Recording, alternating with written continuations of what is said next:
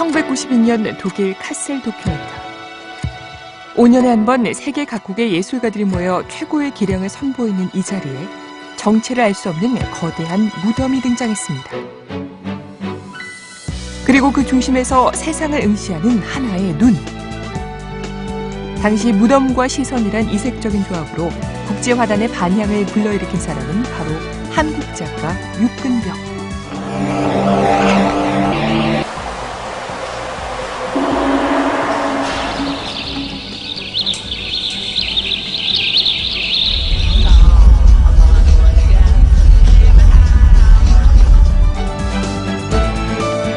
보는 게 전체예요.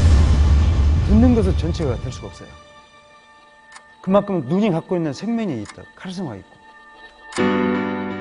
실험에 실험을 거듭하고 눈으로 세상을 응시하고 그 순간 만들어진 역사를 작품으로 기록해온 작가 육근병. 그와 함께하는 눈의 여정이 지금 시작됩니다. 작가를 만나기 위해 찾은 곳은 경기도 양평의 산골 마을. 대지가 높아 우뚝 솟은 이 집이 그의 작업실입니다. 더운데 이렇게 오시느라고 수고 많으셨어요. 저희 집이 이렇게 상당히 문학적이죠. 비유 자체가 그런 전경을 갖고 있다 보니까 이게 문학적이죠, 당연히. 문학이라는 게 꼭 소설만 얘기하는 게 아니잖아요. 내가 느끼면 문학인 거지 뭐. 그러니까 좀 미술관 같다고 그래요, 사람들이. 이 작업실인데 11년 됐죠, 이걸 구성한 지가. 그래서 지금까지 지금 여기 안에서 제 작업을 위한 공간이기 때문에 잘 존재하고 있습니다. 영상부터 조각, 설치, 음악, 사진, 회화에 이르기까지 다양한 장르를 넘나들며 세계를 무대로 활동한 작가 육근병. 그의 모든 작업은 이곳에서 시작됩니다. 각종 촬영 장비는 물론 편집 장비와 음향시설, 채색 재료 등 제작에 필요한 도구가 모두 갖춰져 있고 목적에 따라 공간이 분리돼 있어 작업에도 용이합니다. 여기는 제 자료, 데이터, 저 작품 활동에 대한 데이터들이 쭉 있고, 이건 제가 좀 보는 책들이고요. 여기가 이제 영상 편집하는 그런 구조가 있죠. 여기 있는 것도 이제 카메라 장비들이죠. 여기 카메라 이런 거죠. 저는 카메라가 오래 못 가요. 하도 거칠게 다루니까 뭐 많이 쓰면 3년, 4년 정도 그건 또 교체를 하고 그랬죠. 지금까지 카메라 몇 개나? 그래서 지금 한 10개는 넘어갈 것 같은데요. 비디오 카메라만 10개 넘은 것 같은데요. 근데 새로운 몇 가지 무장에 나오는 카메라들이 또 훨씬 또 많으니까 그걸 또 구입을 하게 되죠. 우리한테 그게 일종의 도구니까요. 물감이고 캠퍼스일 수가 있으니까. 더 많은 하지 말고 부정 그렇게 안 들어가게. 부정. 시간의 역사를 기록하고 살아 움직이는 세상을 작품으로 구현하는데 카메라는 꼭 필요한 도구였습니다. 영상의 다양한 장르가 결합되면서 하나의 메시지를 만들어가는 과정은 그에게 새로운 영감을 주는 동시에 더 많은 가능성을 열어줬죠. 소리도 그중 하나였습니다. 제 영상 작품을 제작을 할 때 사운드가 반드시 이제 들어가게 되는데 그 사운드를 만들 수 있는 장비 시스템이 되겠습니다.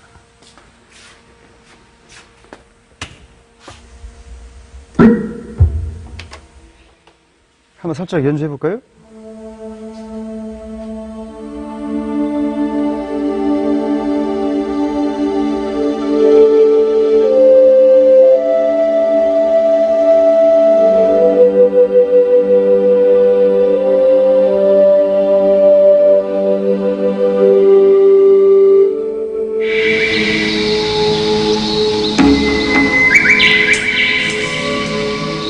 작가는 직접 편곡하고 작곡한 음악을 영상에 입힘으로써 연출의 의도를 극대화시켰습니다.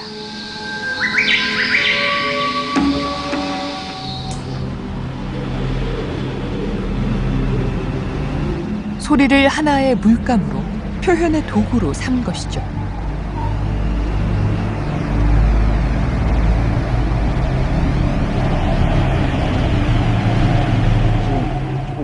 연습하고 있는 게 있는데 완성된 건 아니지만 사나사라는 절이 있어요. 그 절에 계곡이 있거든요. 그 계곡에서 이제 술 한잔 하다가 그냥 이렇게 좀 조금은 무게가 없는 음악을 만들고 싶어서 이게 거기에서 흘러내리는 계곡의 물소리이기도 합니다. 네.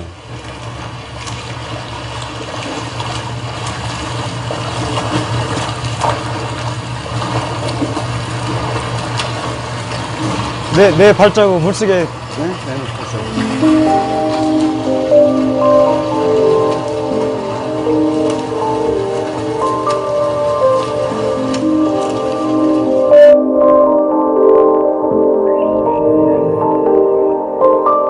대학교 때 제가 그 취미로 그 당시에는 이제 보컬이라고 그랬죠. 예, 그룹 사운드 같은. 근데 그 옥시즌이라고 산소.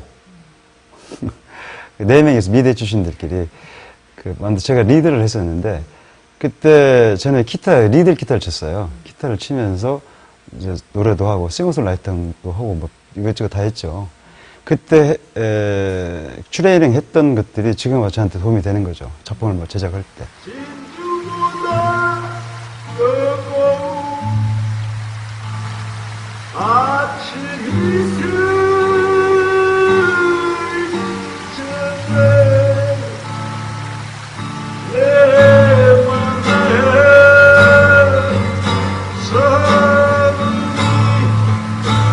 대학 시절 그는 평범한 미대생이었지만 음악이 그를 새로운 길로 이끌었습니다. 이후 그가 보여준 행보는 결코 평범하지 않았고 늘 주변의 이목을 집중시켰죠. 사실은 제가 대학 다닐 때 페인팅을 했는데 모험심을 가지고 막 이렇게 이것저것 시도하는 그런 과정 속에서 음악을 저는 굉장히 주목하게 됐죠. 왜냐면 음악이라는 것은 흔히 알기에 시간 예술이라고 그러잖아요. 미술은 공간 예술이고. 그럼 시간 예술이 우리한테 주는 게 뭘까요? 바로 직발적이라는 얘기잖아요. 현대사회에 살고 있는 사람들은 시간적인 거에 아주 익숙해 있거든요. 저도 역시 그랬던 것이고. 시간성에 초점을 맞춘 작가는 자연스레 역사에도 관심을 기울였고 이를 작품으로 불러왔습니다. 이걸 보시면 타이틀을 보면은 이제 Survival is History라고 섞여 있는데 생존의 역사라고는 그 타이틀이잖아요. 이게 안에 보이시는 이제 비주얼이 전 세계에서 일어났던 전쟁이나 기아 별로 이렇게 사람들이 인류사에서 크게 아름답지 않은 바람직하지 않은 그런 사건들을 이제 모자이킹 해가지고 비주얼을 보여주는 거예요.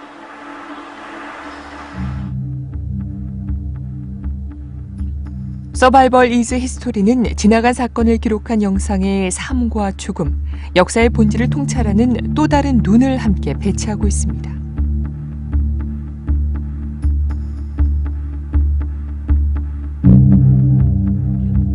오늘을 살아가는 우리가 과거와 마주하고 현실을 직시할 수 있도록 깨달음의 화두를 던지는 작품이죠.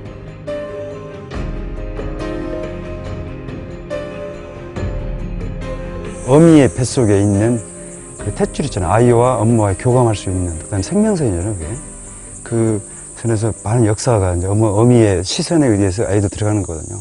그런 터널을 통해서, 케이브 터널을 통해서 건조할 수 있는 그런 것이 생각이 났던 거죠. 그래서 이렇게 좀 크게, 이게 큰 탯줄은 없지만, 저는 이제 조형화시킨 거죠.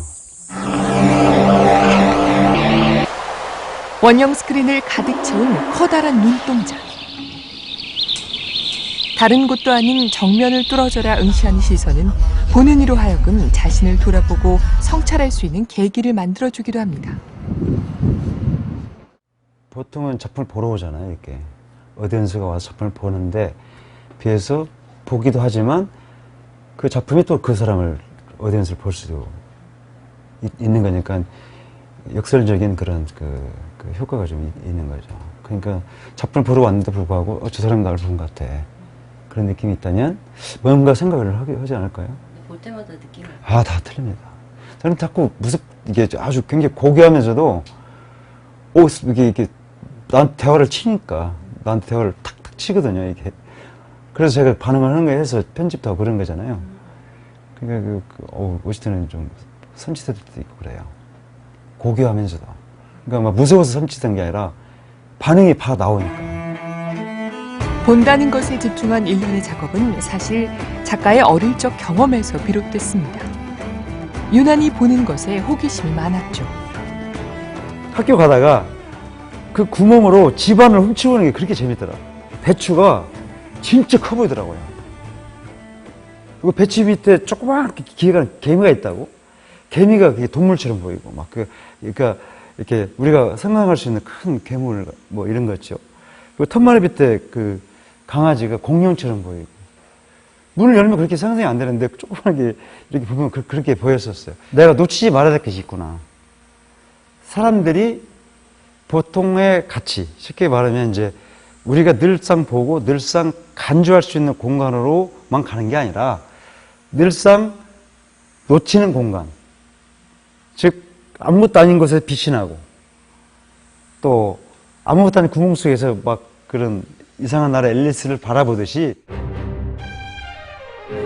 유년 시절 놀이터 삼아 뛰어놀았던 무덤의 형상도 눈동자와 함께 작품이 됐습니다.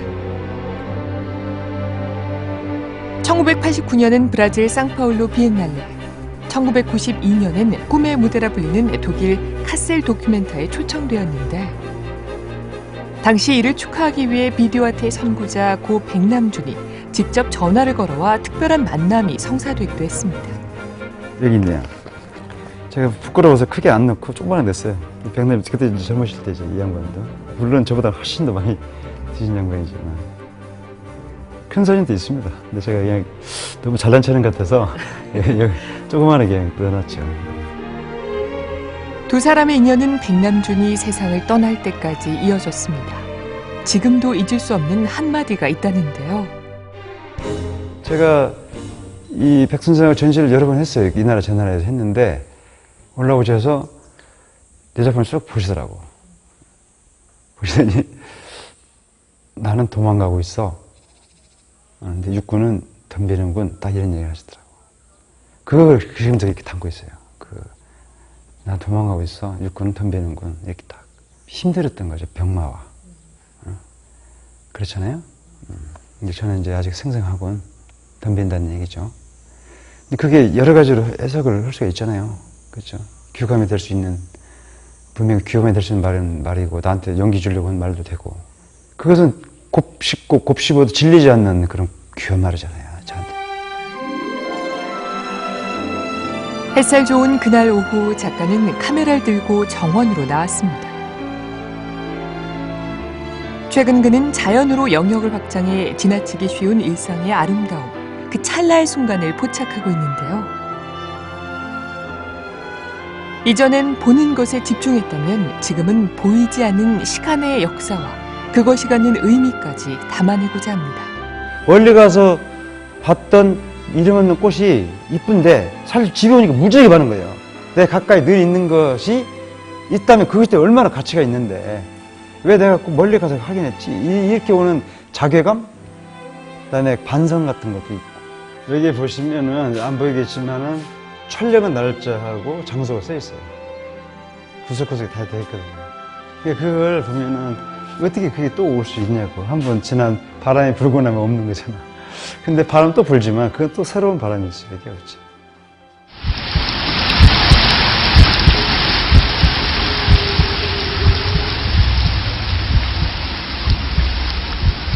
작가는 한 장의 사진 속에 여러 개의 시간을 기록했습니다. 세상에 무의미한 것은 없으며 지금 이 순간 또한 역사의 일부분을 말해주고 있죠.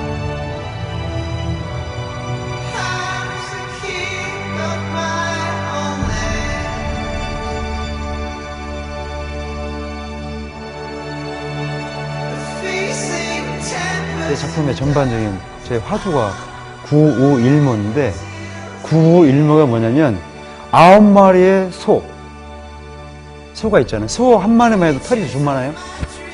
한 마리만 해도. 근데 9이라는 숫자가 완성수잖아요. 절대수기도 하고. 그러니까 지금 만수라고도 해요. 만수. 전체를 뜻하게 합니다. 이 소의 전체 중에 하나의 털도 중요하다는 거죠. 그러니까 저는 그 시설체를 놓치지 않을 겁니다. 놓칠 때도 있겠죠. 근데 다시 또 노력을 해서 이렇게 가야 되겠습니다.